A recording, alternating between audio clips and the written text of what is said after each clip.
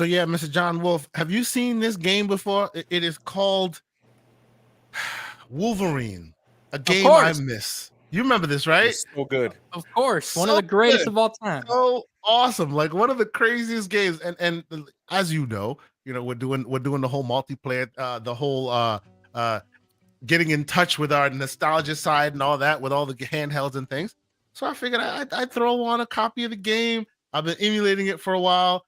Yo, this game is hardcore, bro. I don't know if you guys remember how hard the body damage that Wolverine does when he regenerates from his adamantium. The damage is insane, man. Listen, I don't care what nobody says. Insomniac, you got your work cut out for you. This game set the bar up here for Wolverine. So you know what's crazy?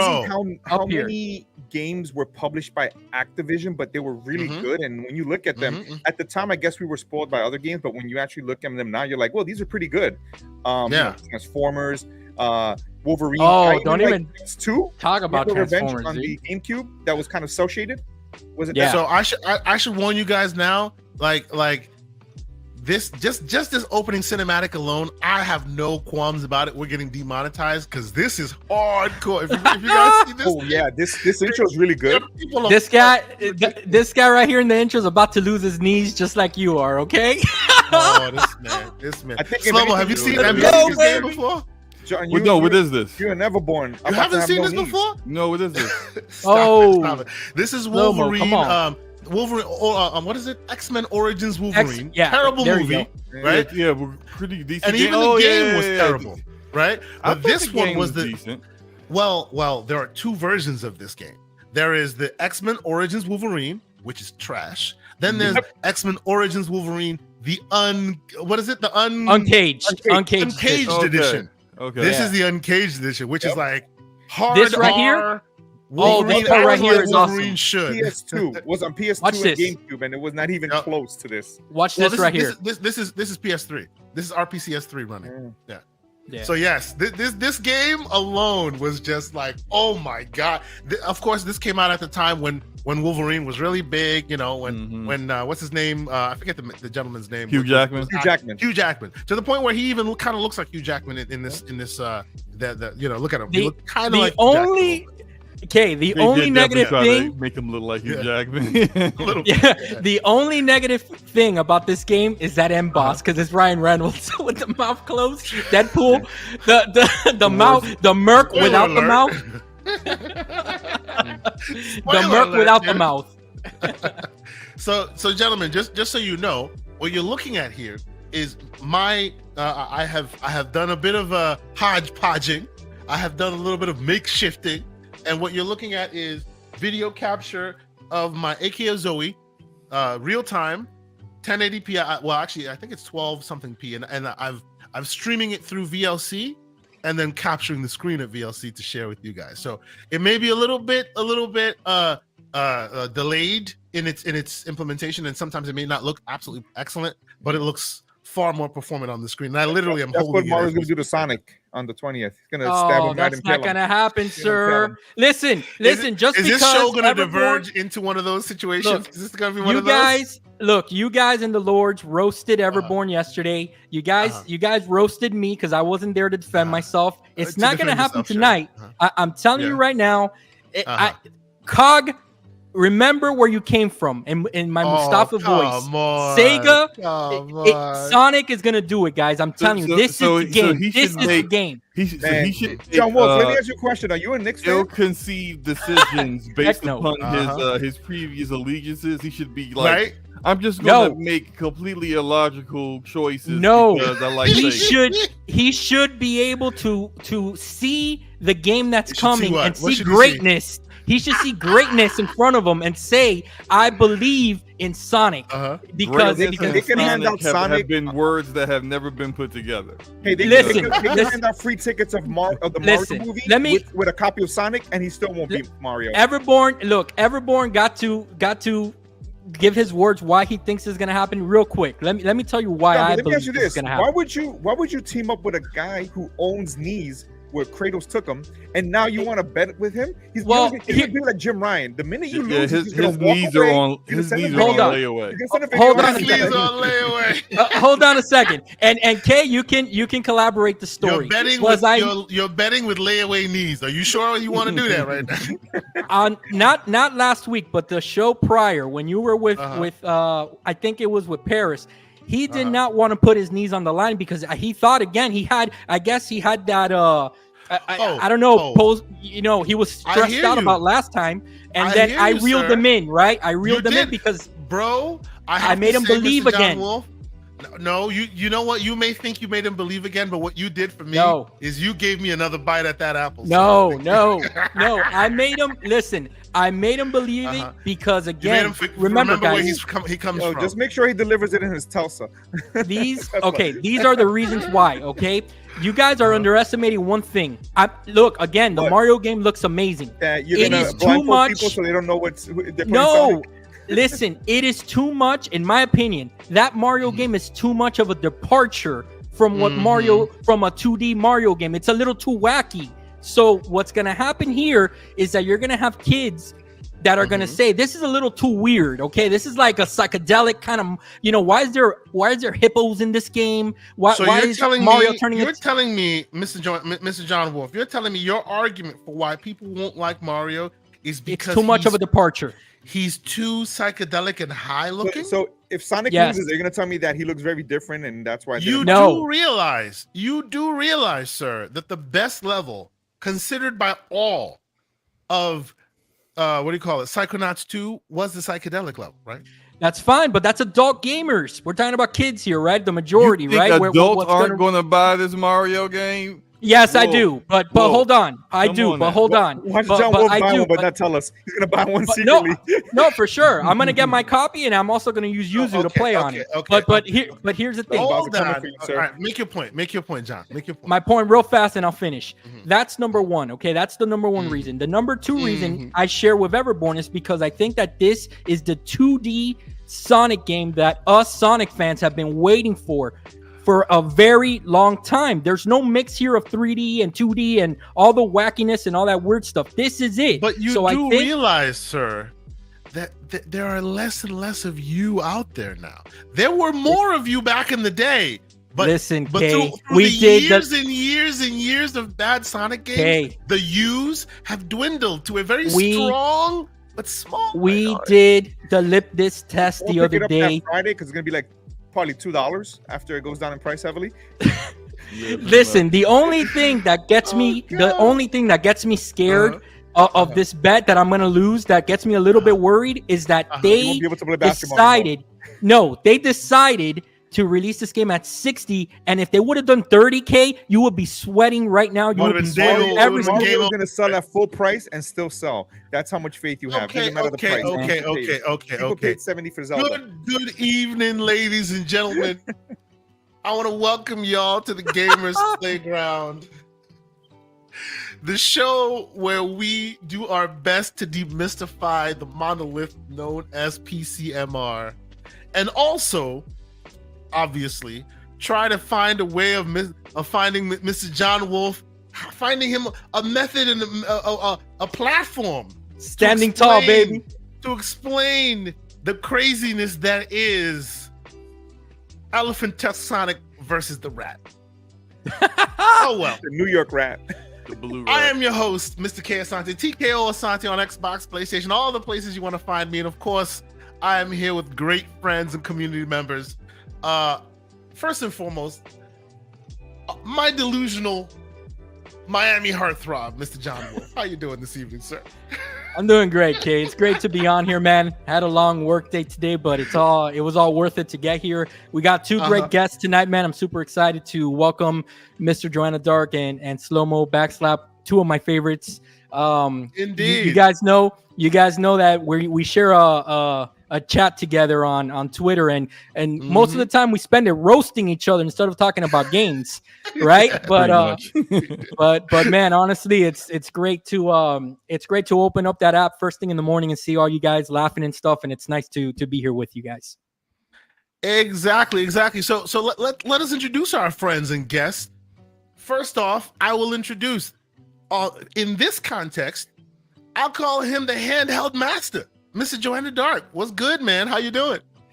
I'm good. Thanks you for inviting me. I know last time I was on the show, I was disappearing back and forth, but I was trying to podcast on my phone. So yeah, we live and learn. It is what it is. Appreciate you being here, brother. You know, excited to be on. You know, I always listen to the show now that's been on, and kind of like instead of screaming into the to the screen about stuff you guys are talking about, I'm glad to be able today here to just kind of sit down and talk about PC and all the other cool stuff that's going on in that world.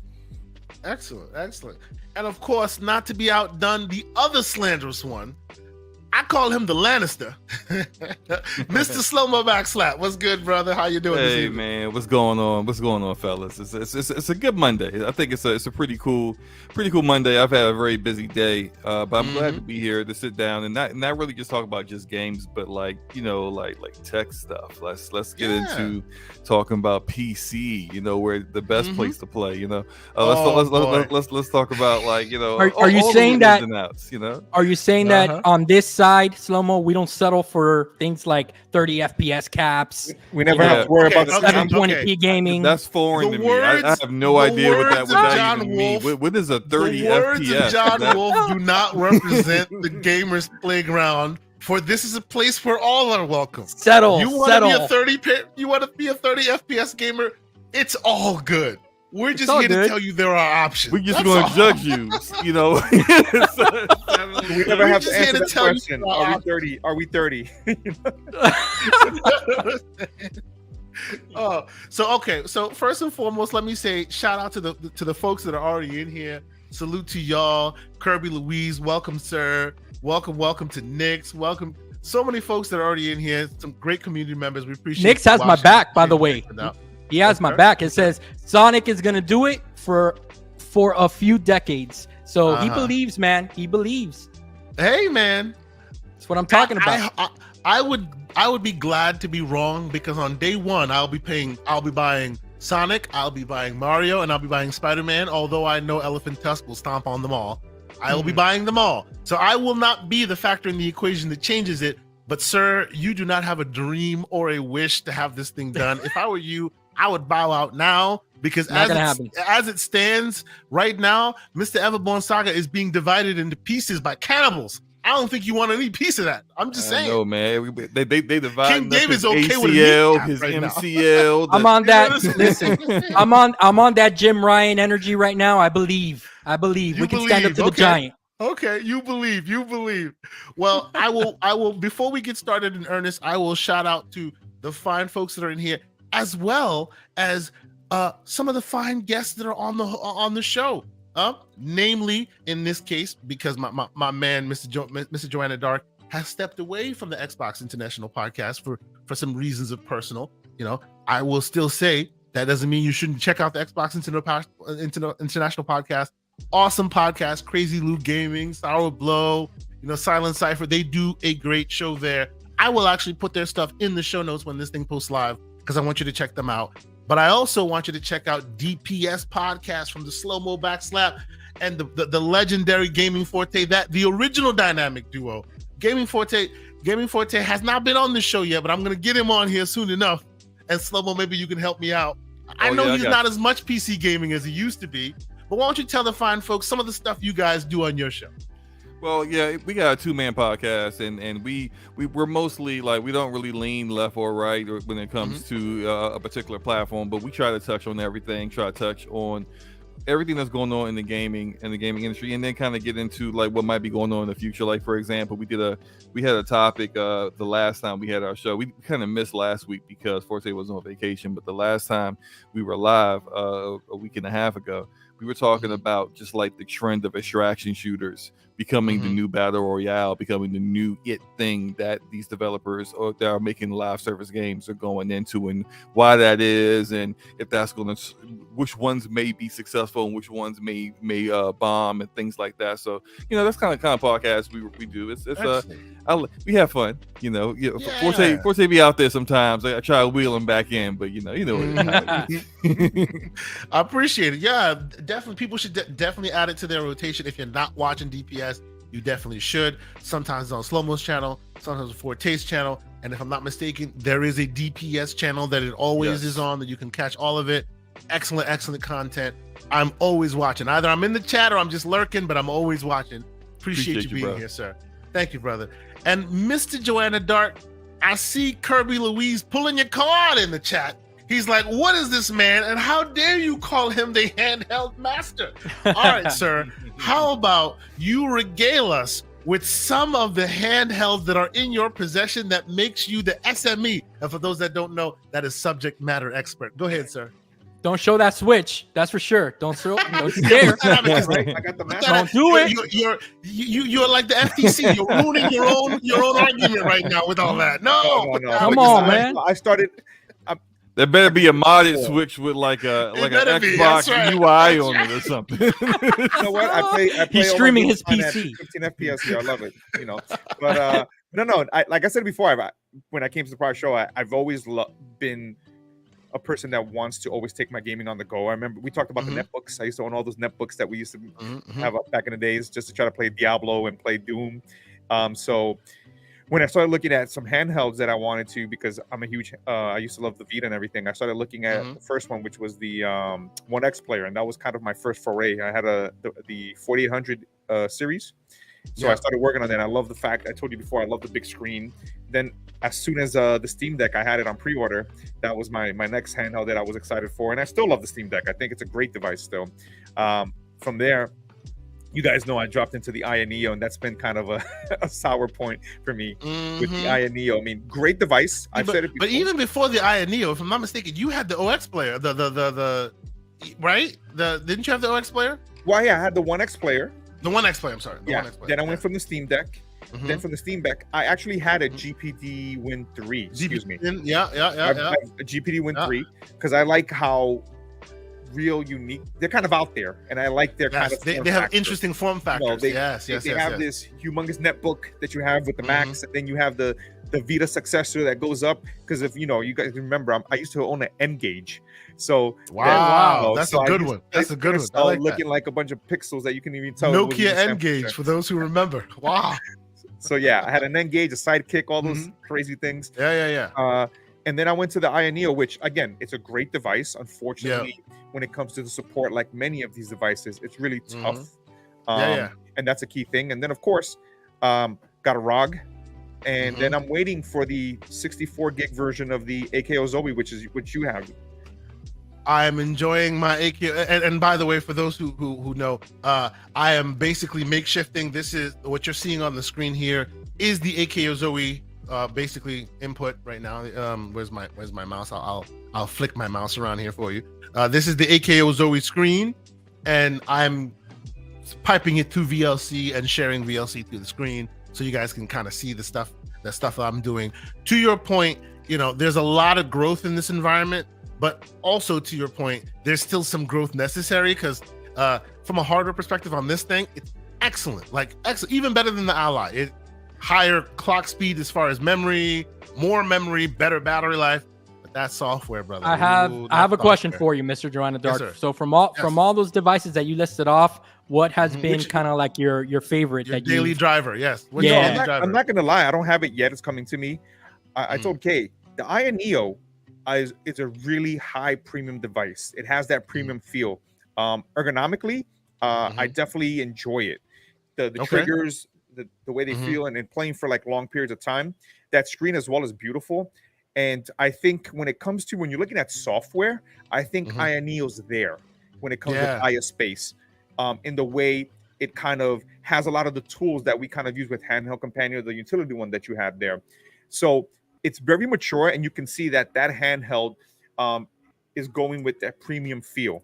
So the Aya Neo has been one of my favorite devices, but I'm looking at here, and I'm excited to kind of get my hands on the AKO Zoe, because I definitely want an 8-inch screen. I definitely want to be able to play Starfield on a more real estate, and most importantly, when I'm playing some of my emulation, I definitely want to make sure that I'm taking advantage of that real estate when I'm playing some of those open world games that are there. So that kind of attracted me. And also, I guess, the power that's in these in the AKO Zoe compared to the ROG Ally, which it seems that a lot of the 7000 series devices except the Z1 Extreme, seem to have a little bit more under the hood.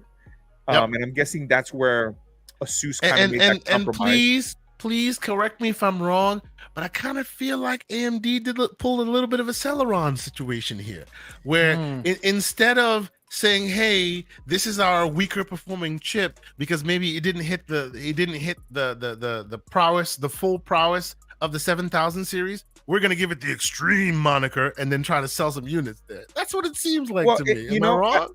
I think with Asus, they wanted to go in similar to what Steam did and kind of give you that value and kind of see how they can make, maybe a little compromises here and there. Because another thing that's about your AKO is always the fact that this runs at a higher clock speed for the RAM, and with these devices, the VRAM is kind of used sort of to help you.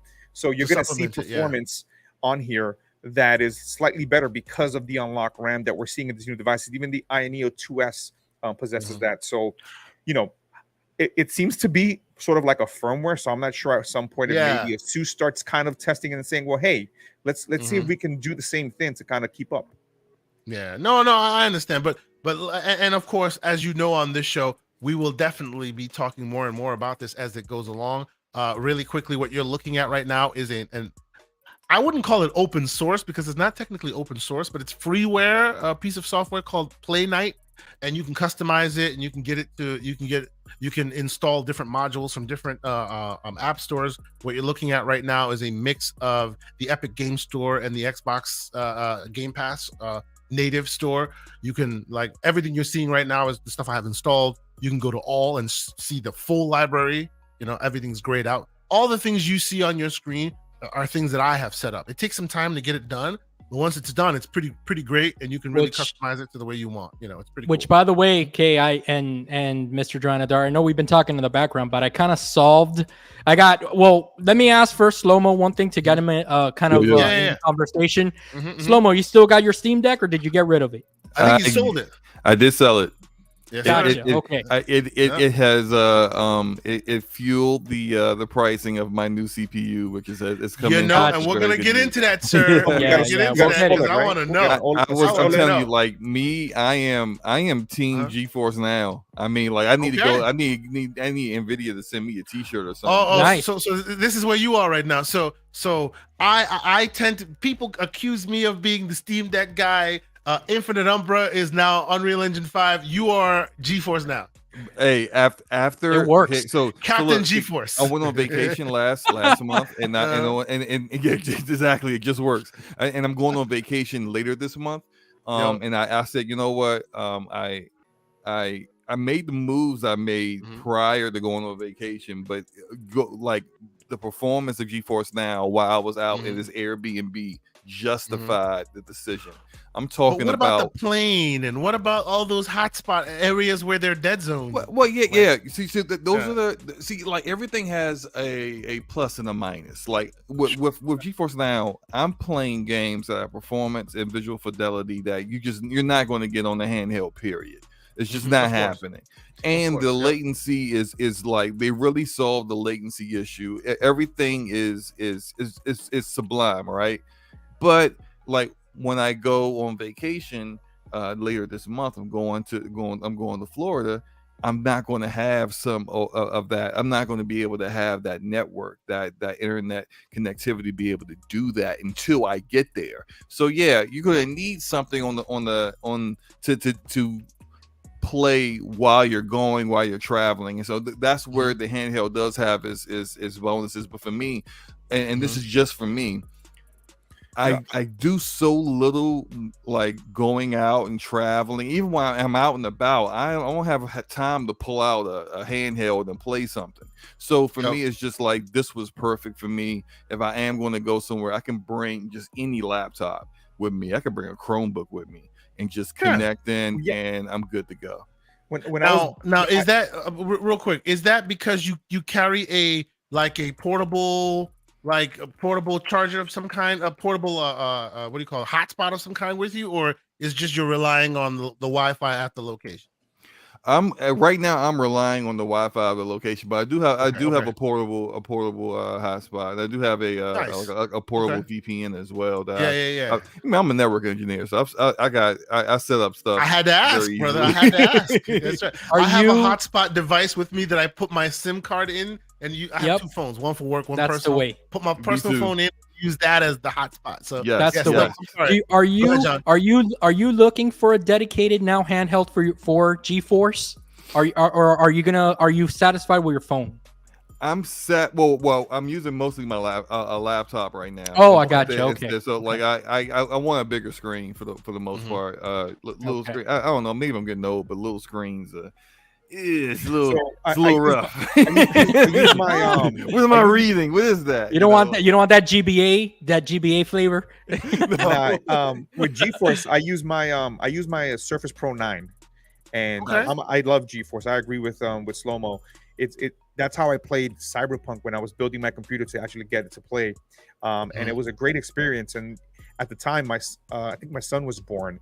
And I needed just a device that I can stay in bed while I watched him. And it was great to just have that experience of like, wow, I have a computer it's running literally, and it's giving me this performance, and it's definitely much improved. I bought the NVIDIA Shield with the premise of using GeForce Now and using back in the day, because I was always on the go and I just didn't have time to build a computer and then put it on my backpack or in my car at the way I was moving. So which tier do you have? I'm sorry? Now. Which tier do you have? The 3 tiers. I have the top tier. Okay. That's what I went with too. Yeah, you got the 4090 tier. Yeah, so if I'm gonna go, if I'm gonna play on anything, right? Whether I'm gonna make sure that I play that's the type of gamer I am. Right. I think GeForce works similar for me because in a control environment, which is my home, we call that the NLB tier, the newest, latest, best. But I think it's a great alternative, and we just need a great handheld that has a nice screen to really take advantage of that. Guys, breaking news! I just got a message from Judge Corley. She says, "Thank you for telling me that this is a market that's growing." And it's and so we got to kind of cut it's a horrible experience. All right, it's not good at all. It's terrible. It's not ready for prime time. Oh, sorry, I'm playing on my Game Gear. I'm playing Sonic on my Game Gear. I'll help you out, Wolf. It was excellent, except for first-person shooters. There you go. Except for Call of Duty. Yep, not and it's not even on there yet. Might take to 2030. You never know. So I guess we can all agree, as great as it is, it's not ready for prime time. Exactly. It's not there, man. I mean, it's just one of those things. It's a great but it's just infrastructure around the world is just not there. I'll be real with you though. I gotta keep it a buck though. It's like playing a level of Sonic. It's just stutters all the time. So. Come on, man. Go ahead, Slomo. What were you gonna say? Because the screen on my laptop is 1080p. I made sure it stayed at 1080p. When I definitely had a 4080. When I was playing it, when I first booted it up, I was getting between 200 and 250 frames per second. Wow. With max settings. And I said, you know what? Let's crank it up, because I'm just like my screen's only a 60 hertz screen anyway on this little laptop. What do I need all those frames for? Let's bring some more performance in. So I switched to DX12. I put Epic on Lumen on Epic, Nanite on Epic. I had ray tracing on. I had everything on. Only dropped it down to 80 frames per second, and I was just like, this is beautiful. Look great. Play great. They know what they're doing. Yeah. They definitely know what they're doing for sure. And on the topic of Fortnite, and we'll move forward because we have other things that we want to get into before we end the show. But they've gotten me. Fortnite's got me. They got me. Oh, really? They got you. I have been Team Graybeard for a long time. Oh, come on, get me out of here. Enough. But after you go, because when you get the higher level PC and Slomo, we're gonna get to your higher level PC momentarily, because that's what I want to dig into that a little bit. Let me throw a tweet in the private chat there, so you can see there what I was working with. Yeah. Then you start digging through your stuff and start going, hey man, I want to play games at a higher clip. I want to see some really high quality stuff, right? And I hate to say it, but whether you like it or you don't, that dang freaking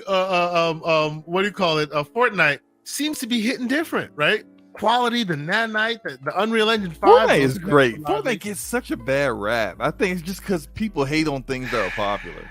Look, man, I think that's part of it. But for me, go ahead, Kay. I'm sorry. Go ahead. Oh, no. I was just gonna say I'm gonna start making this popular. The gray beards of gaming ain't down with that new school stuff, bro. I'm sorry.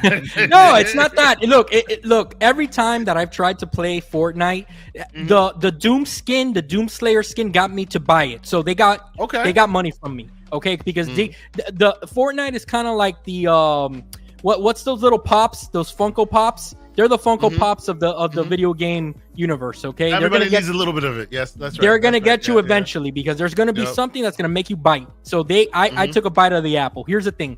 The game is just so colorful, man, that I'm playing it, and it's just too colorful for me, man. I'm like, oh, what's going on here? Recently? Have you played it recently, as in Nanite recently? Like, I hear you on the color scheme, and it's jovial and bright and all that. But when they start throwing that Unreal Engine 5 nanite stuff, that UE5 technology on it, it's still jovial, no joke. But man, it looks something else. I'll give it a go. I'll give it a go again. It is excellent. Like, it just looks amazing. Very good. No one in the live service gaming industry can pivot as quickly as Epic can.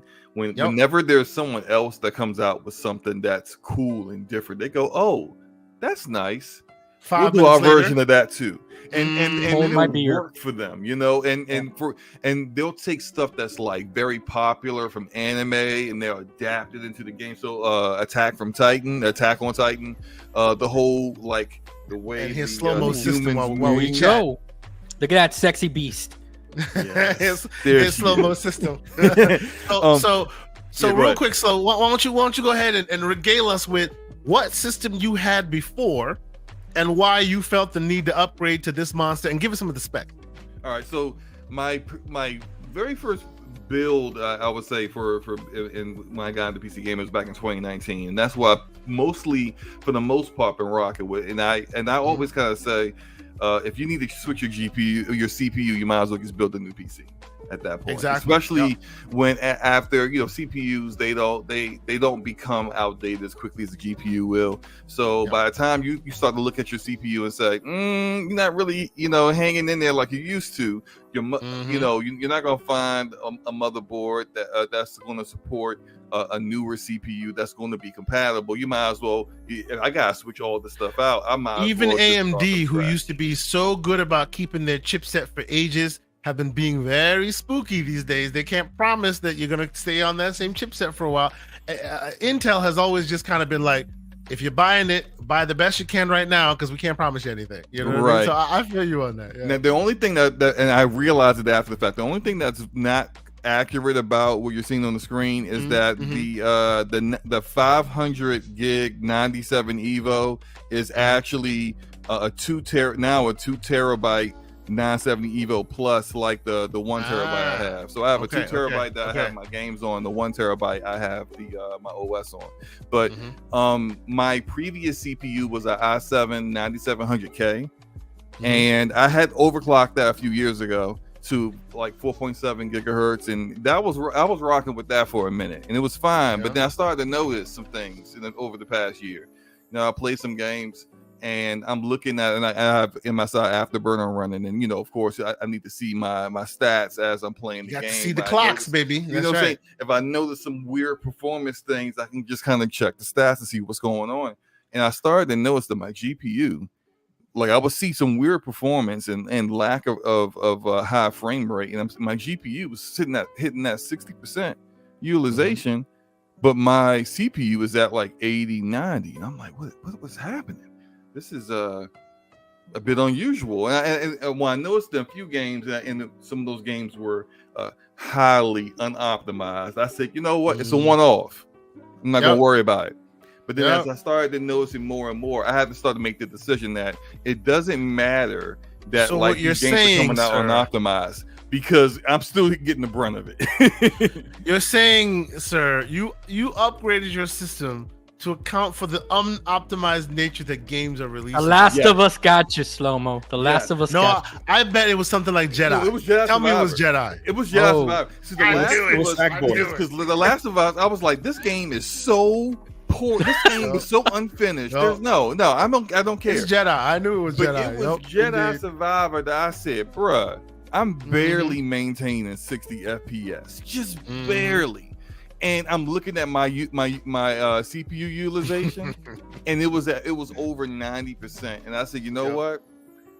This i7, you have done me well, but it's time to move on. So right around this time is when I had put in for a ROG Ally, and I was like, okay, you go ahead and put my pre-order down. And I was like, maybe you not. were ROG Ally gang until what happened? What happened? Until I was like, so the wife hits me up. She's just like, so you bought that, huh? I was like, yeah. She gave me the guilt trip. And she was just like, so which one is this? Because don't you have didn't I buy you? She did it. Oh no! Didn't she buy you the deck of Steam? What happened? No. For my birthday, she bought me a Switch OLED, and I didn't ask. Oh, nice. But it's like at that point, I'm like, I can't sell this on eBay because I don't want. No, you're crazy. Because the wife bought that for me. I ain't trying to get stabbed in the middle of the night at 3 a.m, right? So I have to keep that. But I didn't. Like, so this is Slomo. This is Slomo right here. You like my gift, and you're like, yeah, 15 frames. Thank you, baby. Thank you so much. It's great. It's great. With the plastic fake smile on, right? The Switch is the ugly sweater of the gift giving situation. Is that what we're talking about right now? No Switch slander. Her rationale was no Switch slander. Fantastic. You have everything. I didn't know what to get you. I said, I understand, right?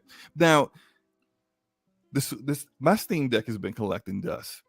It's just because I don't go anywhere. Because you only game when you game with it when you leave, right? Yes, but I barely go anywhere. The only time I game with it is when I went on vacation. And so, like, when I was on vacation, loving it. I was xCloud to get my Xbox games, and I'm playing Steam games daily. I'm loving it, right? It worked for me. But then I'm not. If I'm never going anywhere and I only use it on vacation, I said, you know what? All right.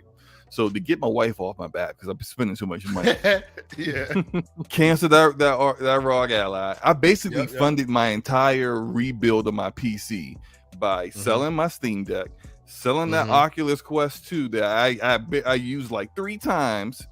There you go. Yeah. And the money that I used on the Ally, I just moved that over to. I assume you repurposed some of the parts of your old system into this new one. So my GPU, the 3080 Ti, is still good to go. And anything that is, I would say, and I said this on lunchtime with Slomo yesterday. Was it yesterday? No, Saturday. Where I was talking to some people because I was testing out like the new PC and going live and everything and seeing how it works and seeing how my new PC handled it. But 12 gigs of VRAM is, I think, the minimum. If you're going to build a new PC these days, you need 12 minimum 12 gigs of VRAM. We got to talk about that one day because that VRAM thing is driving me crazy. That's a topic I want to tackle. If you got 8 gigs right now, you are not a happy PC gamer right now. When new releases come out, you got to play. You got to do a lot of your own optimizing to get the experience to be the way you want it to be. But if you just want to just hit max settings, 1440p, a minimum, let's go. Let me get in there. I got high frames. I'm having a great time. You're gonna need at least 12 gigs. So you want to be NLB? You got to go 12 gigs or more. Right. You could make it work. Don't get me wrong. Like we're literally talking first world problems, right? You can still use a 1650 or whatever. You can still use what most Steam users use. You can do it. You could get you could get that Series S. You could do it. No, you can spec your system Series S style. You can. And it will run. It's just you're gonna have to make some concessions. Maybe the smoke. Of course. Maybe the fog isn't as robust. Maybe you're gonna have to play around. You gotta play around for a while. It looks like cardboard. Maybe TOTK won't be as buttery smooth. You know what I'm saying? I'm just saying. But one thing.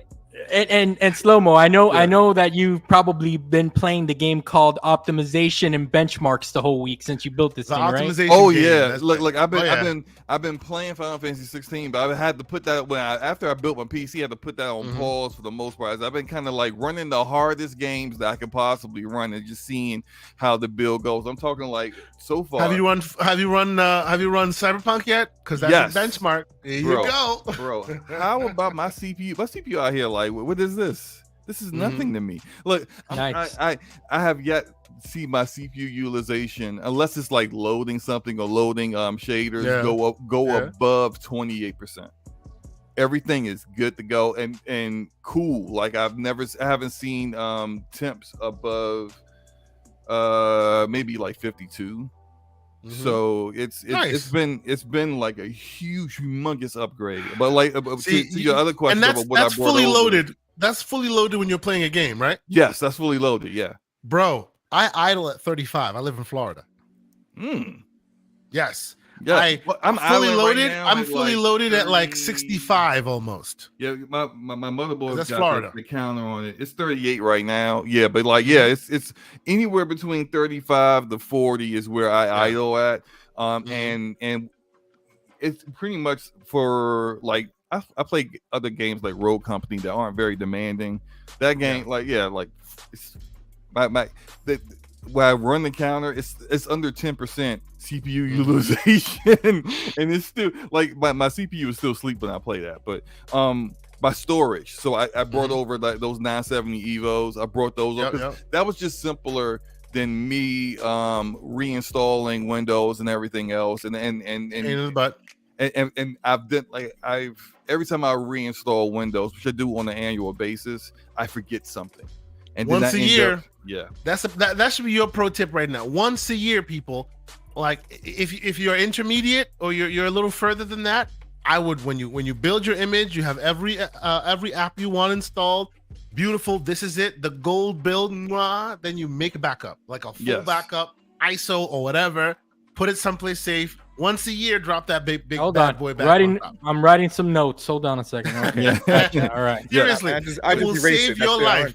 Yes, and I just did a reinstall last April, I think. So I was just like, I didn't need to do that again. So I just literally just took everything, moved it over. Everything was pretty much fine with after installing it. Only thing is that like for some reason it didn't recognize my Windows key.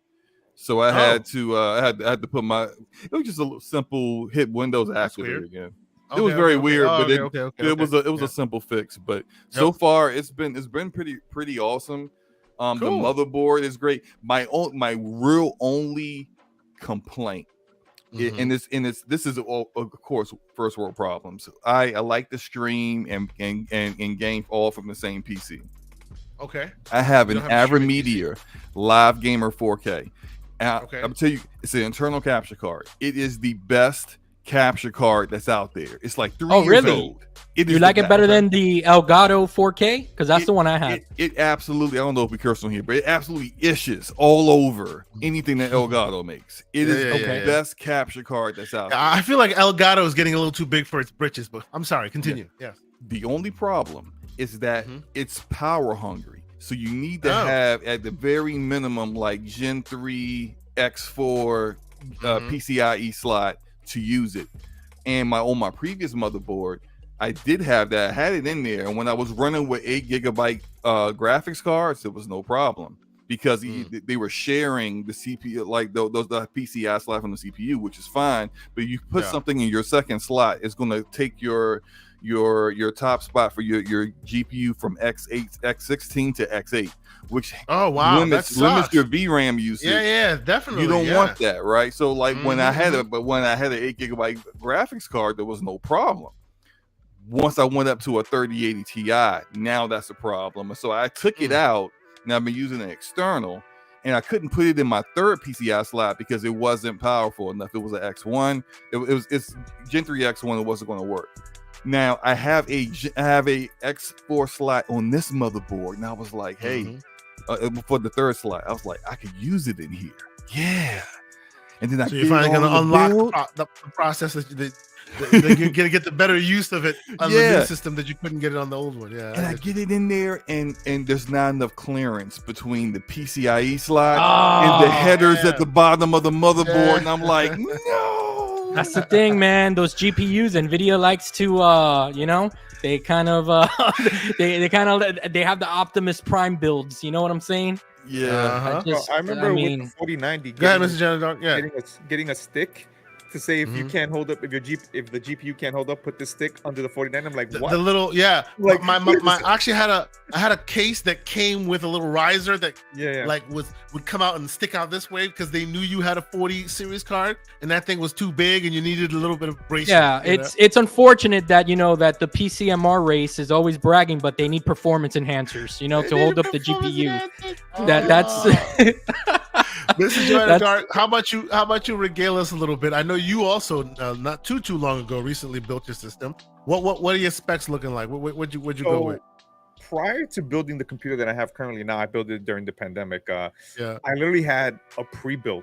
It was a Lenovo, and it had it was like 6 core. Pre-built Lenovo. At least you didn't go Dell. No. I'm sorry, I had to do that. I see short story, right? Mr. Everborn in the chat. I had to do that to him real quick. Sorry. The reason I got this Lenovo was I got it through work. So I was like, all right, let me go there. And then I remember trying to play, when Cyberpunk finally came out, and I just was like, man, this was struggling just to play Cyberpunk. I was like, Jesus. I was like, and I didn't want to play it on console because I knew the problems there, but So what I ended up doing is I got I think it was it's an AMD. I have a 5950X 16 core Ryzen 9. And then at the time I got a 3080 with it. Then I'm sorry, forgive me. I don't mean to cut you off. I just noticed the former CEO of Nintendo. Oh, I'm sorry. Continue. Go ahead. Go ahead. Okay. I just noticed that. You just noticed it's been a while. I just noticed that. I was like, okay. I didn't even see that. Okay. No. So from there, I got, everything else. I got, I built it. The thing that I told you recently was that I went cheap on the hard drives. I got myself just a regular SSD that came there. I'm trying to remember what brand I purchased. SATA drives or M.2s? They were M.2s. Okay. But they weren't no Samsung. I can't remember what they were. I think they were Intel. Yeah. They were Intel. Okay. So I built that, and I had the machine. I was like, all right, this is nice. But then, just like I see the 4090 getting promoted. I'm like, man. And I start dreaming about the frames. I start dreaming about how Cyberpunk looks and all these other games. So the 3080 starts looking like an abacus. While you're playing the Switch, you're getting all these dreams, by the way, right? You hear what he did? You hear what he just said, right? He just called the what is it? The 3080 was an abacus. He just did that. No, it was like a Game Gear. I didn't do that. He did that. No. I'm just saying. I'm just saying. What I did with my current ring is I sold my 3080, and then I went on the 4090. Personally, with computers or PC gaming, I always want to play games at the highest fidelity of how the developers wanted me to play the game. And I'm fortunate enough to be able to build a machine of that caliber. So I don't even want to think about it. Just like what Slomo was talking about with The Last of Us, I want to be able to have a machine that can just brute force through a game that I don't even know that's what's happening in the background. Right. Like Ellie could be stuttering, but I wouldn't know because I'm just going brute force into it. Exactly. You want to be one of those guys that goes, Cyberpunk was bad? Wasn't bad for me. No, I mean, what are you talking about while he's drinking his with the pinky in the air? Yes. Really? Really? That game doesn't work good? I don't know what you're talking about. Beautiful. With optimization issues? What recently is I went in, I finally said, you know what, let me get some. I got the 990s, the Samsungs M2s. I got 2 of those.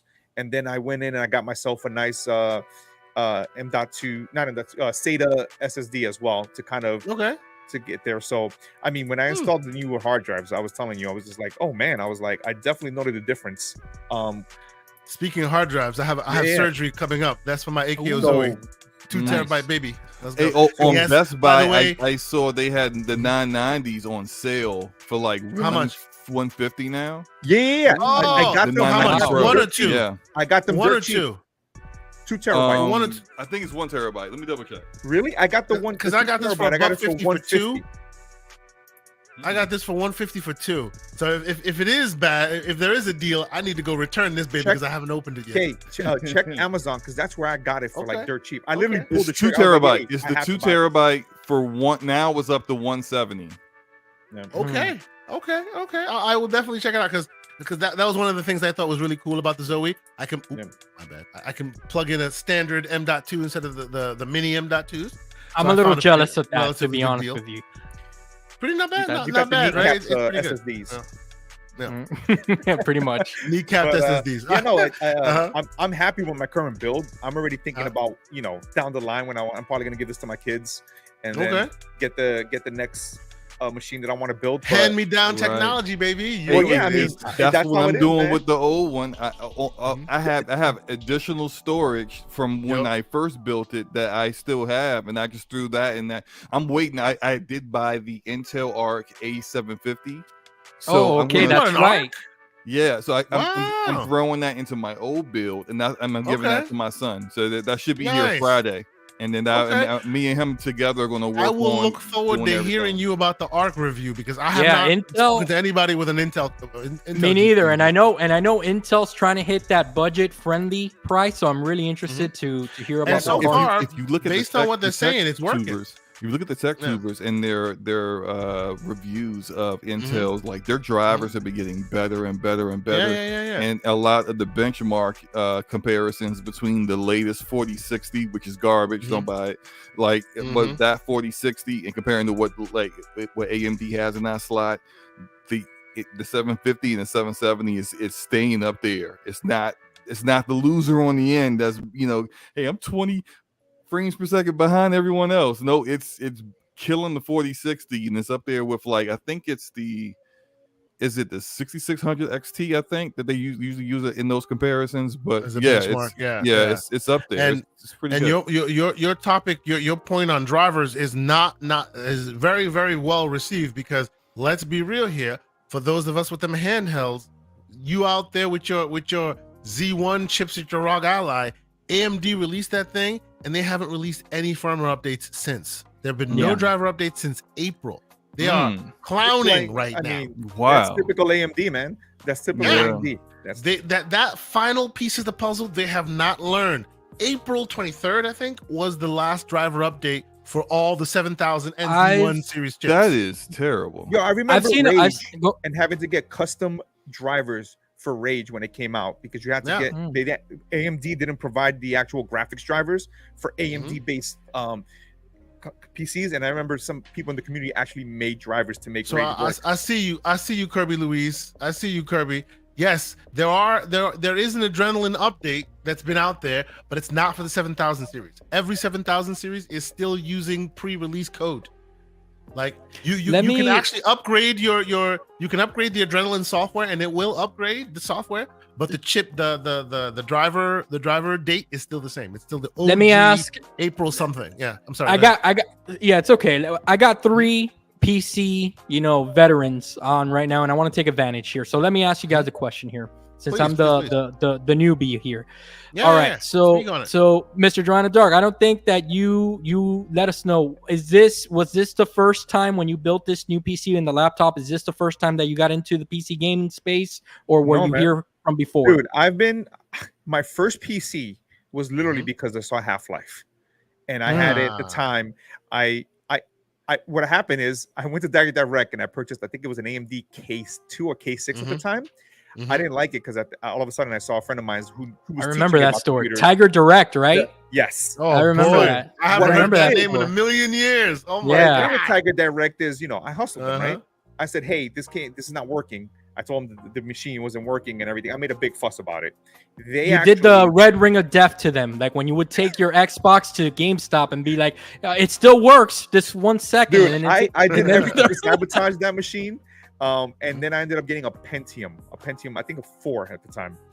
So I remember going in, and I was still learning in the early days. Bringing Half-Life home, and that thing was running like a PowerPoint slide. Because I wasn't aware that, you also need a great graphics card to play this at the time. I think the Voodoo effects cards were like the big thing. Oh, yes, sir. So, Magic, baby. I remember playing Half-Life in the worst possible way when it was playable. until I finally, I think it was when Max Payne came out. I literally went all in on weeks of my paycheck, and I bought myself a Voodoo 5FX card because Max Payne wouldn't run on my machine. It was literally like if you try to run Starfield on the Switch. So the slow motion was not a feature; it was a bug.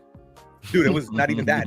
I remember trying to load Max Payne, and my computer would literally felt like it was burning and literally just crash. Wow. That's how that's how intense. Okay, so you got legs in this space. All right, how about you, Slomo? How much time? How much background you got on your PC days? In gaming, not much. Yeah, honestly, like I built my first PC in 2019, but prior to that, like I've been in IT since 2000. What's the game that took you over the edge? Because what's the one that you said I'm not gonna settle no more? Good grief, 2019. What was your Starfield? Or your Redfall? Not your Sonic. I think it was Jedi Fallen Order. Okay. So because you got that Star Wars thing that gets you to upgrade here. Yeah, because it was. I remember it being performing like initially really poorly on consoles, and I was just like, and I was already kind of on the fence, like because prior to then, it's like I work with servers all day. I work with infrastructure tech hardware equipment all day. I come home, I don't feel like tinkering with a damn thing. I just turn it on, let it play. Right, has been was my mentality for a while. And then I started to think about just like, you know what, if you build it really well, you'll do very minimum changes to anything. Don't worry about it. So I wouldn't just built it, and it was Jedi Fallen Order. I remember getting it on Xbox, and I was like, excellent. Hey yo, what the? It was just All of a sudden it opened your mind, right? I was just like, I'm not taking this no more. I was like, what can I build? And I remember getting a 2070 Super, and it came with Call of Duty. Like how they used to do. They don't do that no more. But like I was just like, let me just go ahead and just build. My 4090 came with Redfall. Go figure. Ooh. Man. Hindsight, right? Well, I think they owe you. At least they owe you for that. Exactly. Okay. That's how you bite back. That's how you bite back. So pretty much. So John, I do see on the docket that there are a few things that I do want to talk about, because I know you have you had some pro tips you wanted to talk about and a few other things, but I do see Mrs. Joanna Dark, you need to sign off. You need to step away from us. You have some prior engagements, so thank you, sir. Before you get out of here, is there anything you want to plug? Anywhere anyone can keep up with your stuff, Mr. Handheld Master? Maybe they follow Mrs. Joanna Dark on Big and Boss on Twitter. Yep. You can follow me on Big and Boss on Twitter. That's where usually I'm there lurking, just talking smack to Everborn or John Wolf or anyone there, that whole Sonic crew right there. You might as well be Big the Cat, John. As you should. But no, I guess before you guys go in, for people that either are looking to get into PCs or on the fence because, you're saying, okay, I'm going to invest into a PC, but then I have to buy games. If you're not aware, you can also Steam share, just like Game Share. So, one of the things I did with my brother-in-law who is dipping his toes into this handheld is he got a ROG. And I said, hey, he's like, I gotta go buy Spider-Man. I said, you know what? Hey, give me your Steam name. And now he has access to my library, and then he can purchase the games that he wants after trying them out. So in a sense, I'm trying in your library. Trying it before he buys it. And then I gave him the lowdown of all the different stores that you can go in and kind of. What I like about the PC platform is you can go to any store to kind of see what price you want to get a game at. You got CD Keys, you got all these other places. Hit him with that pro tip, deals.gg. It aggregates all of them. Yeah, that CD Keys, all of them. It's amazing. That's the one thing I love about PC is, number one, I'm playing the games the way I want them to play. I'm able to go to different stores to kind of say, okay, cool. Let me see if this is the right price I want to pay for a specific game. And then on top of that, I wouldn't, succumb myself to just one store. Go on Epic Game Store and get those free games that you get. Go on GOG and get those free games that are DRM free. So for my console players who are used to paying $60 for Far Cry 6, how about you pay $54 for every single Far Cry game ever made in one bundle? And they don't look muddy neither with the texture. And they don't look muddy. Missionary consumers is what they're called. Stop it. But guys, thanks again for inviting me. Slomo, always a pleasure. Always. Mm-hmm. Yeah, care, brother. Like I said, make sure you have, I'll send you that Sazon Goya so you can put them knees with Sazon Goya. He needs a No va nice a pasar, bro. No va a pasar. Don't worry. No way. I'm gonna get you a blanket so you can put over when your knees are cut. You were never born to have a blanket. Oh boy, this is gonna be hilarious. A blanket that has not gonna happen, brother. Right there. Has Mario on it. That's right. It has a Mario blanket. Ever wonder why I made this bet? All right, guys. Later, brother. Good to chat with you, bro. Talk to you later. Take care, Mario. Mario Stan. You Mario Stan. Get him out of here. Hey. Get him out of here. Do not give no more Mario slander for this band. No more Mario slander. Thank you so much, Mr. Joanna Dark, for being here. Go ahead. Yeah. So, okay, real fast. Where I was going with my questioning, and now since you two are left here, let me ask you two. So, in the AMD space, I know that AMD has made a push for that mobile space, which I guess it's fair to say that they're kind of the dominant player, I guess, in this mobile space at the moment. By virtue. Nvidia. Well, what do you call it? Nvidia was there with their X1 and all of that, but for a long time now, the only game in town when it comes to the X1 is the Switch. So they've lost that. Yeah. So are you guys like? Because I've seen a lot of people switching, and I see a lot of commentary on my Twitter timeline switching to AMD.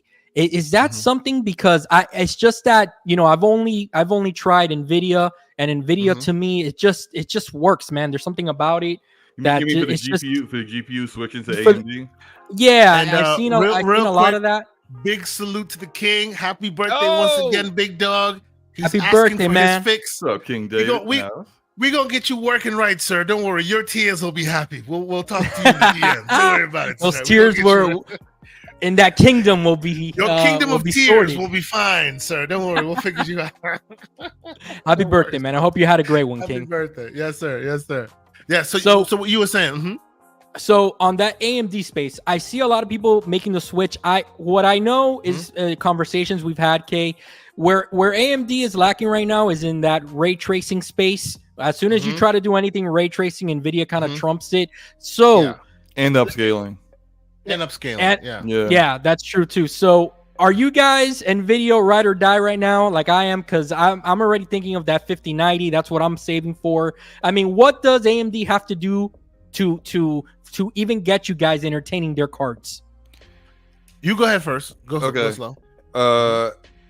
I think that they would need to have because we just gotta keep it a buck. Upscaling techniques are they are here to stay, and so every source for your GPU now in that space has their own upscaler.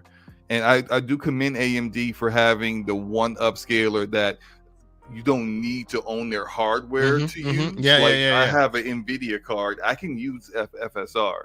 The problem is it's the worst upscaler. So they are working on FSR 3.0, which is supposed to have frame generation. It's supposed to come out in September or August, I think. I appreciate you bringing that up because I was going to bring that up. And rumor has it that their FSR 3.0 possibly will be using actual hardware components this time around. Unlike so that it might not work on NVIDIA. See, and here's the thing. It might not work on the ROG Ally because come on, man. The hardware blocks that we're talking about aren't present on the Z1.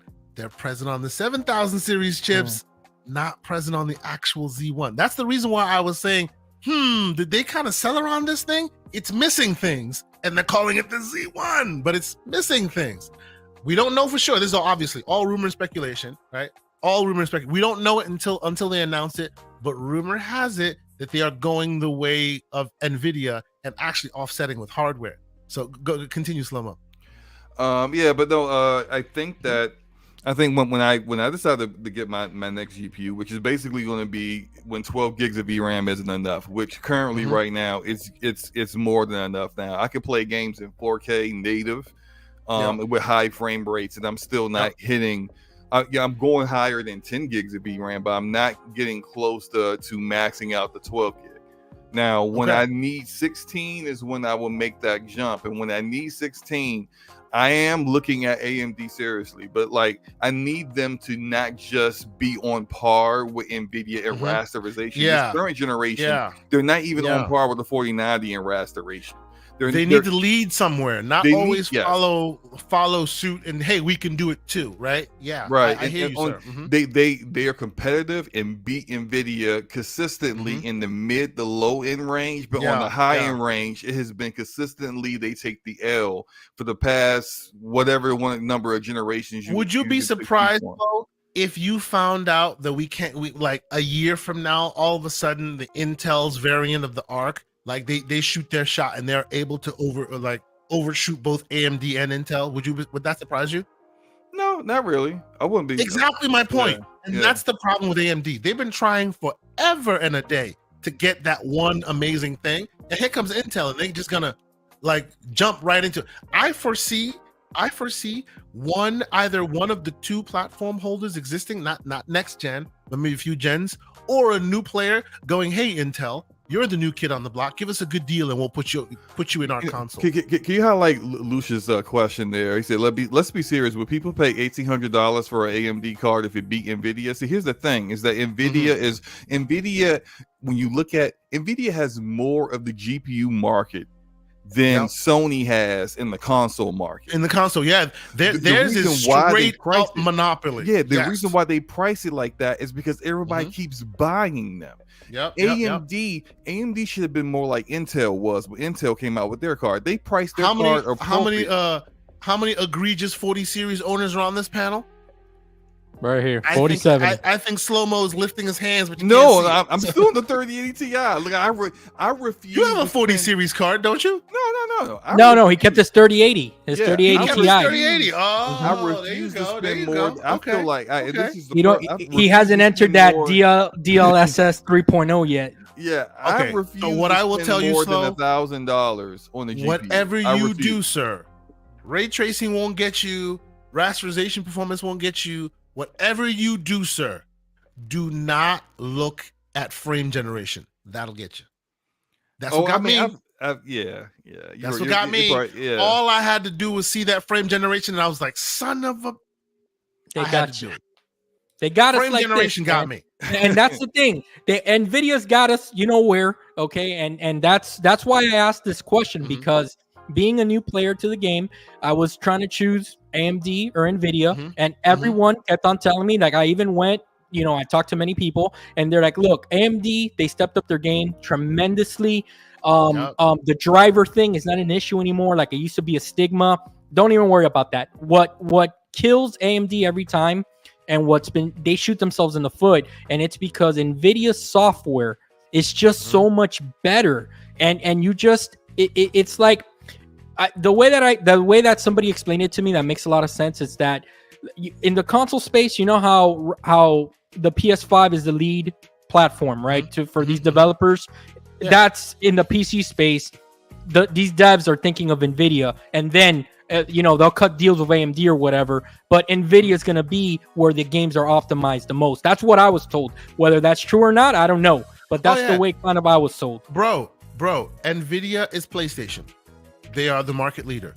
And much like PlayStation versus Xbox, most games are like first and foremost, and please, Slomo, keep me honest here.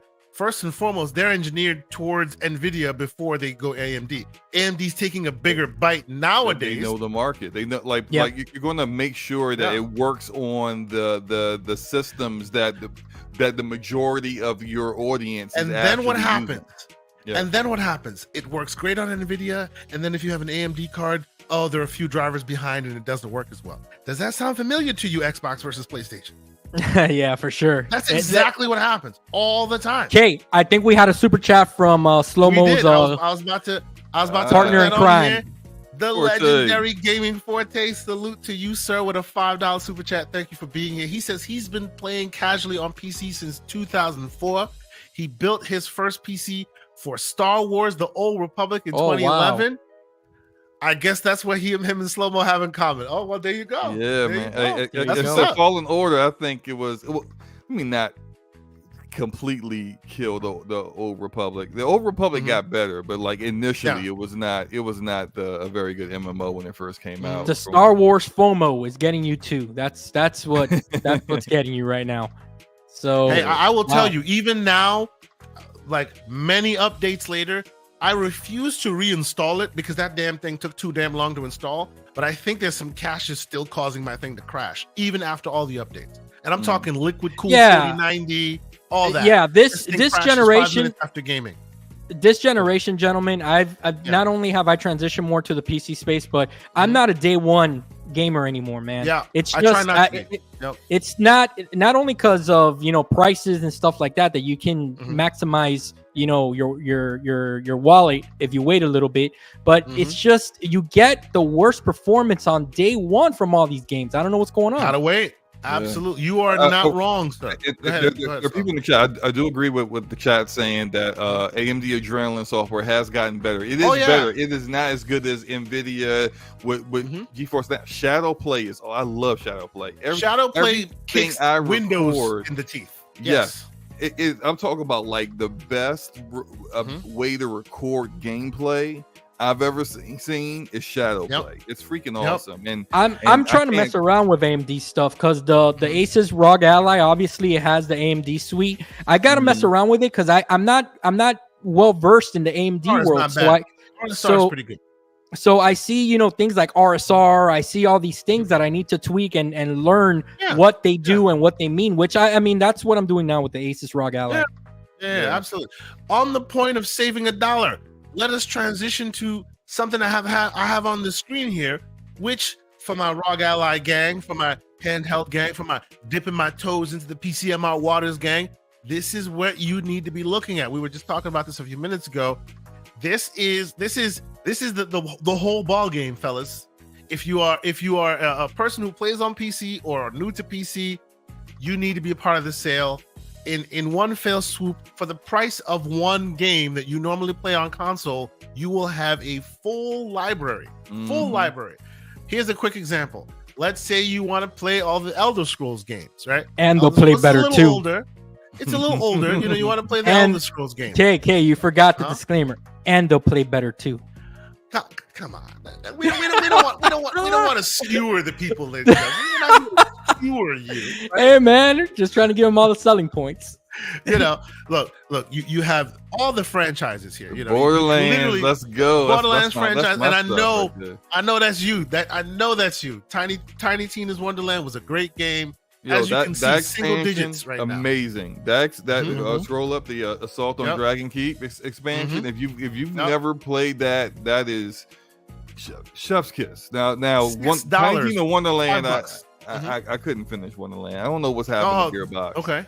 But Borderlands 2, Borderlands 3 is still pretty good, but Borderlands 2, Tales of the Borderlands, that's the version that Telltale did. I loved that's the good one. Oh my god, I love that one. That was my favorite. And then they did another one and it wasn't by Telltale, and I was it was by Gearbox, and no one touched it. Yeah, that wasn't a big fan. Did they say 94% off? Scroll back. Yes. Yes, 94% off, ladies and gentlemen.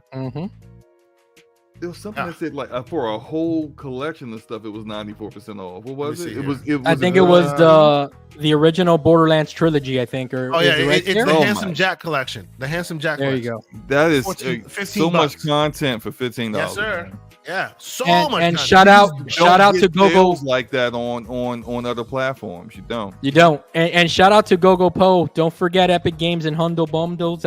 We've shown those off in the various weeks as well. So me, I went from not having any games. It was a ghost town. And my Steam library, my Steam friends, when I first got the Steam Deck, it was a ghost town in there, right? Dude, overnight, within less than a year, I already had over close to like 200 something games. And for very little money, I grew that Steam library. Every time there was a sale like this, I would just buy it. And just like that, overnight, I had a collection. It's incredible. Yeah, I love it becomes a bit of a problem.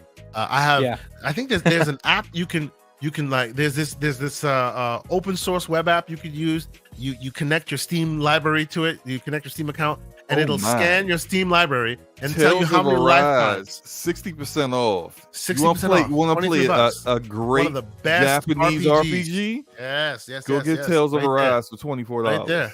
Man, I almost kind of wish I did that already. So exactly. This teaches you not to buy day one, man. I actually found this Kotaku article, and Kotaku, say what you will about them. I know some people aren't huge fans, but I do like that sometimes they do like a what to look out for list. So while we talk, here are some of the ones that they pulled out that I thought was pretty noticeable. Kotaku sometimes they know what they're talking about, right? Just sometimes. But this is one of those times. But I was gonna tell you that for sure, we're gonna have Kirby Louise on one of the shows because every single week you've been here, and he's been dropping knowledge bombs, and I think that the man is knowledgeable. We can have him and Lucius Augustus as well. That's right. Yeah, we can have a tremendous conversation. So Kirby Louise, look out in your inbox, brother. Yeah, absolutely. You will be reached out to. You will be reached out to. Hopefully, Devil May Cry for $5 for $10. Oh yeah. Devil May Cry. There you go. $5, $10. $10. I might have to. Hold on, now, what I wanted, and I haven't bought it. I wanted it, and since the smoke that this game got, I kind of felt like maybe I won't buy it at full price, but I might buy it now. Wanted Dead. Have you seen this game? Yeah, I tried it out. It's. What'd you think of it? It's okay. Yeah, it's okay. It looks so much. It looks so cool. I wanted to give it. It's not. It was like it's not. hard it's not in that. It's not in that B movie. It felt like a B movie. And I you remember? Really cool. You remember that game Wet from Bethesda back in the. Oh yeah, I loved Wet. Wet's awesome. Okay, so did I.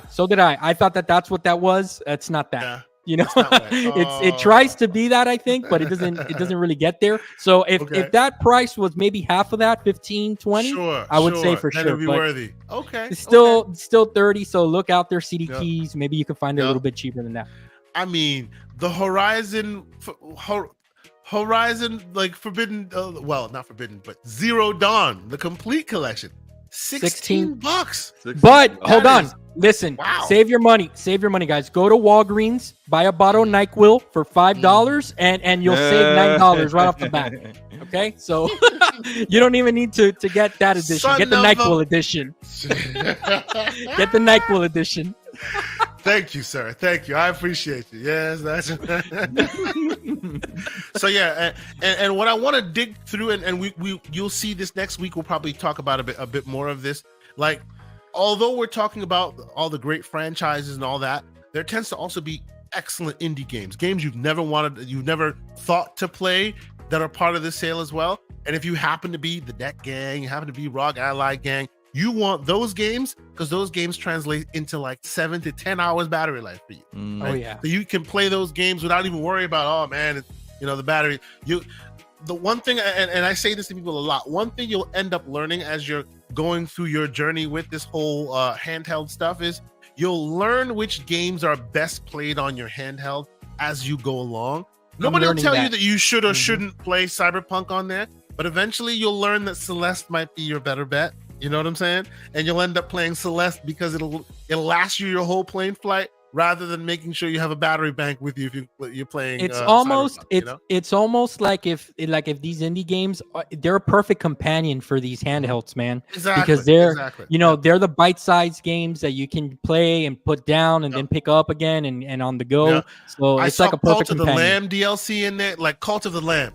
You can play that game for like 20 hours on the Steam Deck battery. And if you can do that on the Deck battery, you can do that on the Ally battery. You know what I'm saying? Like games like that who give you like great experiences. Not to say that you don't want to play the AAA experiences, but you'll end up finding that, do you just want to live in the world where, this is cool, I can do it? Or do you actually want to play the game for extended periods of time? If you want to do the, I can do it, sure. Go ahead and load up your Cyberpunk. It'll last you about 90 minutes, give or take, right? But then when you get into it, you start to play more, you'll notice that a lot of the indie stuff that you yourself might not be like so gung-ho to purchase off the bat, you'll find that, hey, those things might be a little bit more approachable on this. And that actually really like speaks to Game Pass. A lot of those indie interesting fare tend to be also a part of Game Pass. So maybe you sign up for 1 month try a bunch of different games, and based on that, you start making your purchases. There's a lot of options out there for you. But can I throw something at you guys? And I'm sorry, Kay. Sorry to interrupt. I know that we're kind of trying to run a tight ship here, but when you guys were first introduced to Steam, did you fall down the rabbit hole that I did, which was customizing your profile and seeing all the options that you have? Yes, I definitely spent like an entire night playing around. Yeah, that happened to me on Steam Deck, as you can see. Look at this. I'm like, this is not me. I'm usually not the gaudiest person in every room. For some reason, I spent far too long customizing this thing so that it looks extra special on the deck. I got that Xbox representation on mine. I got Master Chief in the background, so very cool. Okay, we're friends on Steam, right? Yes, we are. All right, go ahead and go to mine real quick. You can see mine. Yeah, and then show mine off too. Where are we friends? Where are my friends at? Towards the bottom there. There you go. I see you. I do not see Slomo. I see John Wolf. He's online right now playing a non-Steam game. Oh, there you go. I do not see Slomo. Oh, you know what? I think I'm always showing offline. Hold on. You're always showing offline. Yeah. Well, there you go, man. And that's another little thing, you know, on your profiles, you can customize it how you want. You want to show off your game collection. You know, dude, the customization is off the chart. It's one of those things that I quickly fell in love with. See, and as you can see, Mr. John Wolf is new to the game, but he already has 227 games, man. Woo! Yep, I'm telling you, man is smoking. And yes, not to be outdone, I have a few games of my own in my inventory. Just a little bit. Just a little bit. Not much. All right, go ahead and check now. I think I'm showing. It should show me online now. Happy 420. I still don't see you. Let me show all the friends. Let me show all my friends. Where's the Slomo? I see the man Slomo back. There you go. There he is. Let's see.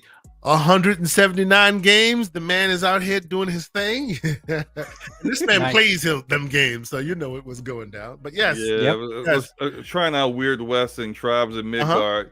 They not for me. I love Weird West. Weird West is fun. I like Weird West's story, but I've never been like that top-down like twin stick shooter kind of. And plus, this is also made by I forgot something is it Bird Eye? I can't remember. Wolf Eye Studios. Wolf Eye Studios. Yeah. They're former Arcane developers, so it's more of immersive sim in regards to gameplay. So you're not getting a ton of ammo. You're not getting, and for me, you know, like it's about being strategic, how to best maximize what you have rather than that fantasy of, you know, you just going out there shooting. I want to shoot bang bang. So I was just like, you know what, maybe it's not for me right now. The man leaves the show only to get in the chat for slander. Get out of here with all that.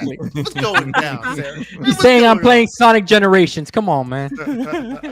So about some of those indies, I know you wanted to show off, and every week on this show, we like to show off or at least feature one either indie or interesting PC game that we haven't played yet that's coming out soon. You wanted to show off a game called Guilt. Yeah, I've never heard of this game before. I've heard that game. The trailer real quick. I'll play it while you explain the premise. Yeah, so far what I got from the premise is that it's a very narrative driven game where you're a pretty young girl, probably in middle school or something like that. It has like a Stranger Things vibe to it, and I think that this game was gonna be a Stadia exclusive or something like that, if I remember correctly. I don't remember off the top of my head. Maybe you know, Slomo, but just the narrative of this. It was okay. Supposed to be a Stadia exclusive, yeah. Okay, it has that Stranger Things vibe that while I was watching the trailer, it really caught my eye when I was looking out for what game was upcoming this week. And I'll tell you what, I'm gonna pick this up because this looks pretty good. It really does. It looks very. It reminds me. It had so many different elements.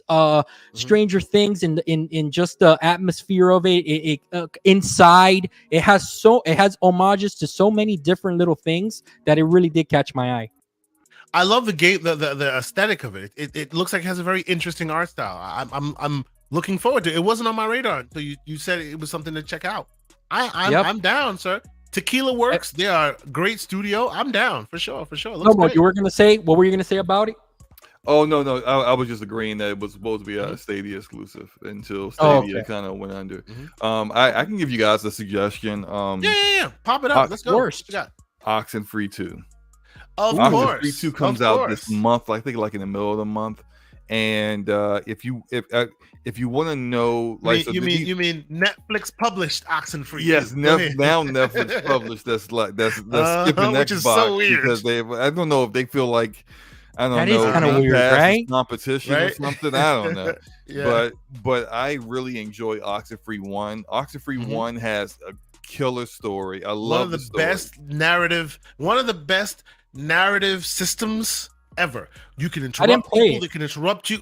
Bro, you need to play it. It's so good. The way they're talking to each other, so organic. Now, the gameplay, and Slomo, tell me what you think about this. I thought the gameplay could have matured a bit. It was fun. It gave me very much that Stranger Things vibe. But it feels like they spent so much time like iterating on the conversations, and they hit a very unique clip that no one else has hit, to the point where the other stuff felt a little bit less than. I was hoping that their gameplay moment to moment would also rise to that occasion, you know? Yeah, I feel like they were like a studio of like 6 people when they made very the first indie, very bootstrap. Absolutely. Yeah, so they had a lot of limitations, and this one is going to be hopefully a lot of improvement off of what they did before. But what I would say is, if you're going to play the first game, pay attention to those moments where you see, like, it looks like a spirit speaking to you. And then to see what happens at the end, because like I don't want to ruin it because I've played it through the end. It's really worthy. I'm gonna give it a try. An amazing implementation of how they did that. Yeah. Yep. So okay, for sure. We're moving along because I want to get all the stuff we want to talk about in before we end the show. And another tip, because I know that I saw some of my ROG Ally gang in here. Salute to you once again, King David, a few other folks that are in here. And you might be looking for some tips for your new handheld. We got Pixel Bit G in the chat also. What's up? Indeed. What's going on, Pixel? Good to see you, sir.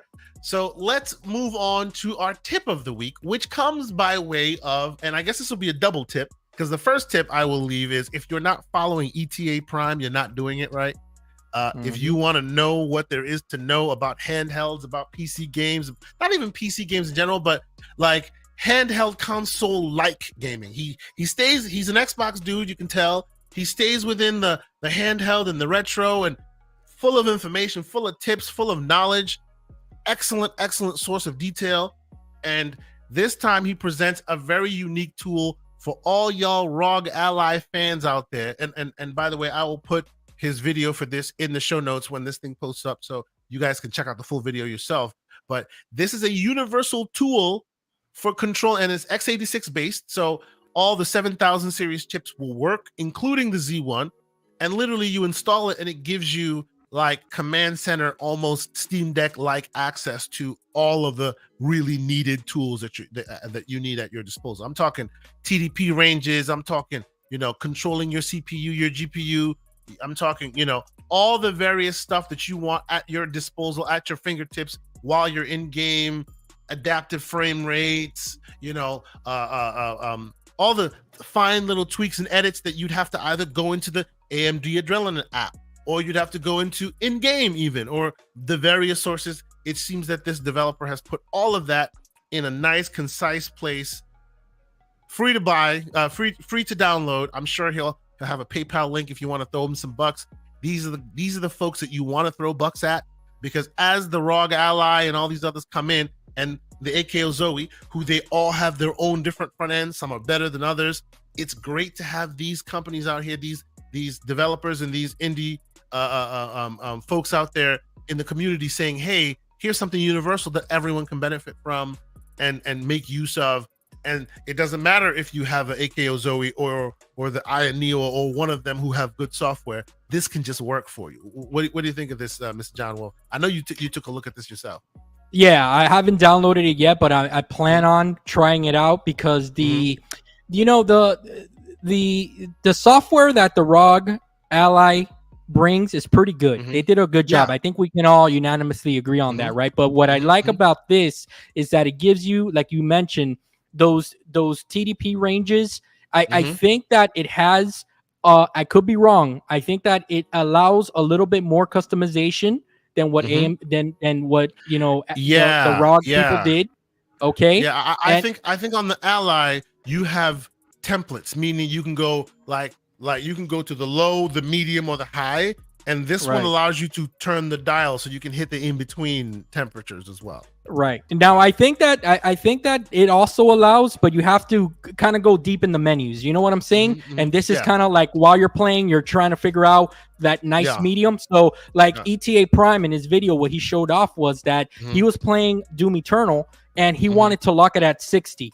So what he did was he dropped the resolution down to 720, and then he was able to go, I believe, between 24 to 28 TDP. And then he was able to lock that 60. And then since the screen is that VRR screen, what he did was he put a range of 45 to 60, but it maintained that 60 rock hard, that rock solid 60 the whole time. So it's a tool that I've seen him kind of advertise before.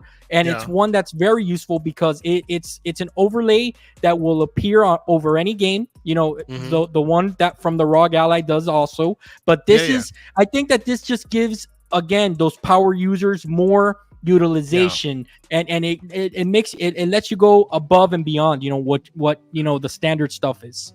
I completely agree with you. Like for example, like RSR, for example. I see Kirby Louise asking for auto TDP. I think they may have an auto TDP option in here, but it's in beta. I have a similar auto TDP function on the Zoe, which that would be great for me, for people like me. The problem, what I've noticed with auto TDP though, is they are not as smart as you would be, right? You would sip it till it gets right at the edge where you're stable. They'll just so far from my experience, their auto TDP, at least in this system, just pegs it to a comfortable level where it can handle whatever frame rate you set. So like on the Zoe, you can set the frame rate to, I want it to be 40 or 45 all the time, and it's supposed to fluctuate the TDP to make it 40.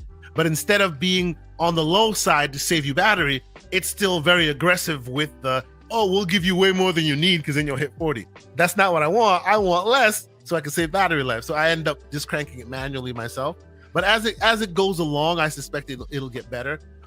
To your point about this feature being really good, this will not inherently give you anything that your system doesn't have, unless, for instance, you're using a 7000 series handheld that doesn't have robust software, right? Chances are, if you're using an Ally, all this stuff is represented elsewhere. But what makes this really cool is you can literally do this while in game. So I'm not sure how the command center looks like, and the command center is a thing that pops up when you're in game. I don't know what the Ally's command center looks like. But if you don't have, like, for example, RSR, which is it does. It has it. It has it. Does it have it on the command center? Yeah, it does. Well, yeah, okay. I think that it has it in game. That okay. The thing is that where I think they kind of messed up a little bit, just a little bit, is that I think that the window only allows you to have maybe, I think, 9 or something like that. And then if the RSR is one of your important ones, you need to remove one of them and put the RSR. Put another one. Okay, yeah, because that's what the and shout out to them. That's a good look for the Armory crate, being able to remove and customize and put so that's a cool feature. But for those who may not have the option to have everything you want there, this will give you all that, right? So you can be in the middle of a game, pop it out, right? RSR, drop your internal res, pop RSR on, and see the benefits of it right off the bat, right? Rather than remembering the AMD Alt R in order to get into the AMD internal thing to turn it. Yes, right? That's why this especially for me, right? AMD Novus. No idea what AMD can offer or does. So this tool is what he is showing off right now. In game, everything at your fingertips. You can change res, you can do this, you can do that. So and one thing that I don't know if you noticed, but like little things like in the basic, having your Bluetooth devices right at the touch of your finger. Yeah. So there you go. That's something that's helpful as well. So, okay, we are at the end of this episode. We wanted to at least share with you guys some pro tips that we're working on. I will be sharing a bunch of stuff as I'm playing with more with Play Night, as more stuff comes out. As we're customizing, we're gonna do some more emulation talk. I was playing and I didn't say this when Mr. Joanna Dark was here. He would appreciate it. Shout out to him. I was playing Fight for Cybertron War for Cybertron. I'm sorry, War for Cybertron. Forgive me, War for Cybertron. I saw him playing it, and I was like, hey, I have that in my collection. It's been a minute since I played that. I have my kids have never played it, and then I started loading it up. I'm like, yo, this is 60 frames per second goodness right here. And 3 hours later, I was still playing it. So those games are so good, dude. Yeah, so man. good. I played that. I played 50 Cent, Blood and Sand, all this stuff. That's a good one too. We'll get into emulation later, But Mr. Slomo Backslap, we appreciate you being here. We know your time is limited. We're at the end of the episode. Tell the people where they can find you, where they can keep up with DPS podcasts and all of the other slanderous things you are about, sir.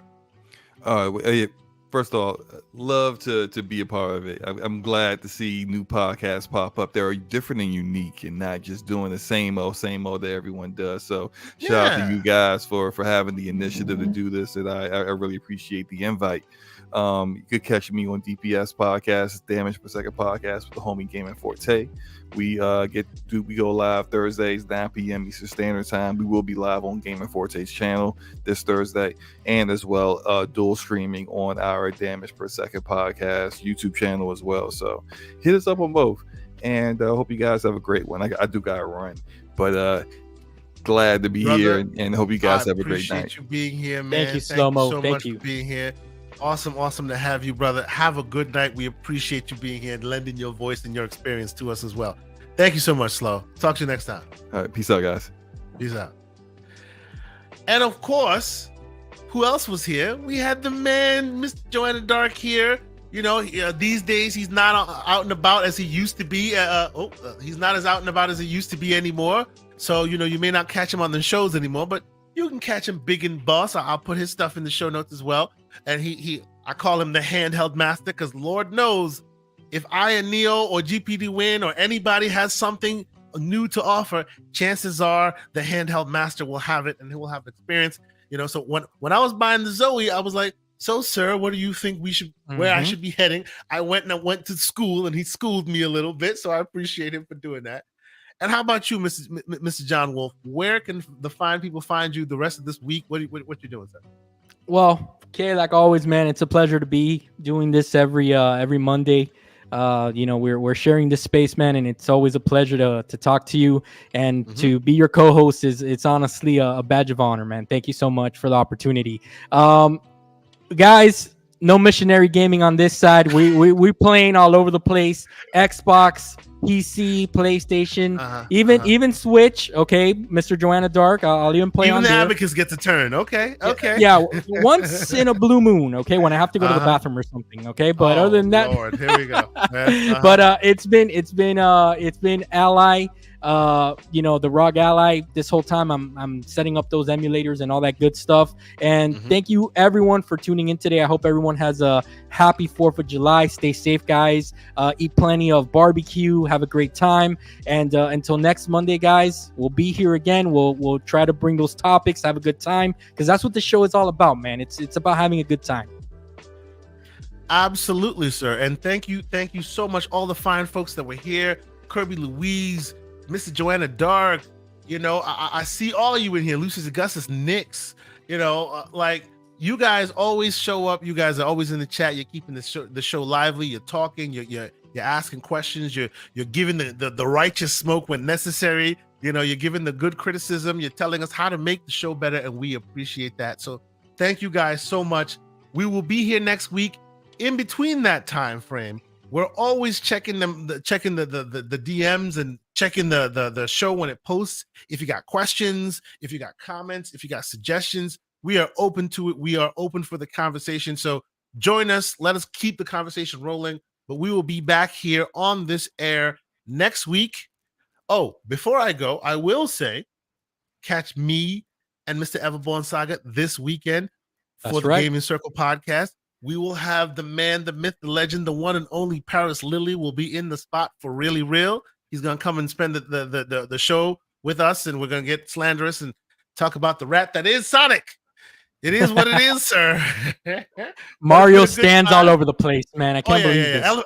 Elephant tusk, baby. He's coming. He's going to sit on you. But until next week, ladies and gentlemen, it's been a great time, and we'll talk to y'all. Have a good one. Keep it gaming. Have a good night.